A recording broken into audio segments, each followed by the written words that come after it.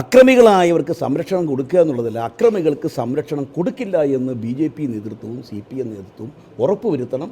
അതോടൊപ്പം തന്നെ നിയമം അതിൻ്റേതായ രീതിയിൽ കർശനമായി പ്രവർത്തിക്കണം. ഈ അക്രമം ആര് നടത്തിയാലും അത് BJP ആയാലും CPM ആയാലും അക്രമം തന്നെയാണ്. അക്രമത്തിന് ഒരൊറ്റ ഭാഷ മാത്രമേ ഉള്ളൂ. അക്രമത്തിന് മതമില്ല, ജാതിയില്ല, അക്രമത്തിന് രാഷ്ട്രീയമില്ല. അക്രമത്തെ അക്രമമായി കാണുക, അക്രമം നടത്തുന്നവരെ ക്രിമിനലുകളായി കാണുക, അവർക്കെതിരെ കർശനമായ നടപടി സ്വീകരിക്കുക. അതിലൂടെ മാത്രമാണ് കേരളത്തിൽ സമാധാനമുണ്ടാക്കാൻ സാധിക്കുക. സമാധാനമുണ്ടാക്കാൻ വേണ്ടിയുള്ള എല്ലാ ശ്രമങ്ങൾക്കും കോൺഗ്രസ് സർക്കാരുമായി ഒരു കാരണവശാലും നമുക്ക് അക്രമത്തെ അക്രമം തന്നെ കണ്ടാൽ മതി. അക്രമത്തിന് വേറെ വിശേഷണങ്ങൾക്ക് പ്രസക്തിയില്ല. ആര് നടത്തിയാലും അക്രമം തന്നെയാണ്. അക്രമത്തിൽപ്പെട്ടവർ ക്രിമിനൽ കുറ്റവാളികളാണ്. അവരുടെ പേരിൽ നിയമം അനുശാസിക്കുന്ന ഏറ്റവും ഫലപ്രദമായ നടപടി സ്വീകരിക്കുക.